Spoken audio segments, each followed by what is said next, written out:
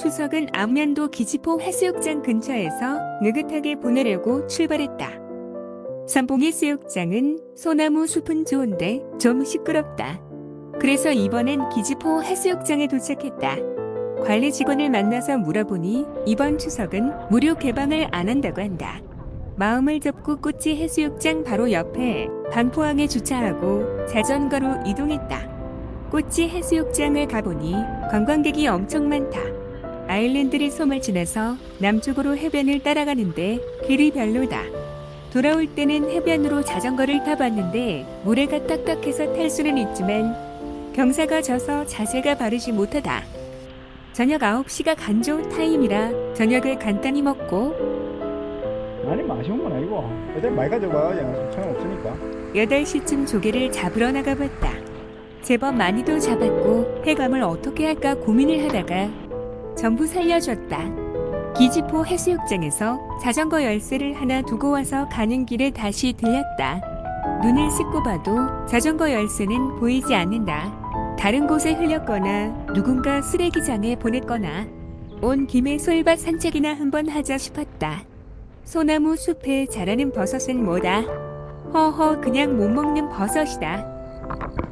백사장항에 들려 혹시 꽃게나 젓갈류를 좀 사려고 다시 들렸다. 역시나 가격대가 마음에 안 든다. 사실은 저 가격대가 맞는지 의심이 든다. 예산 예당호수 출렁다리가 생각났다. 야간의 분수와 조명도 이쁘다고 해서 예산으로 가기로 했다. 출렁다리는 생각보다 많이 흔들린다. 수면에서 높지를 않아서 마늘도 용기를 내서 도전을 해보기로 했다. 일반 출렁다리에 비해서는 많이 흔들리는데도 의외로 잘 간다.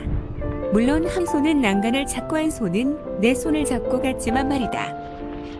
부잔교를 건너서 예산호 수문 쪽으로 갔다. 수문에서 보니 호수가 제법 크고 이걸 다 돌아보기에는 어마무지할 것 같다. 한 번 더 출렁다리를 건너서 가는데 일부러 흔드는 사람들이 의외로 제법 있다. 얄밉기는 하지만 그러면 안 된다고 명시된 것이 없어서 할 수 없다. 야경을 볼 것이냐 말 것이냐를 잠깐 논하다가 피곤하고 야경 볼 시간까지 할 게 없다.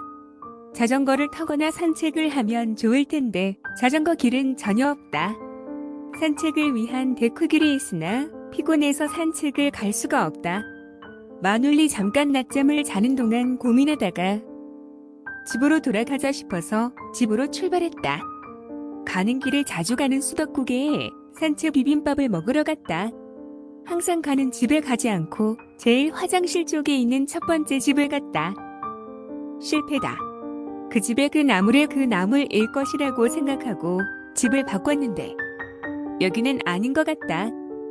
30분을 기다려도 안 나와서 조금 짜증이 나려고 했다.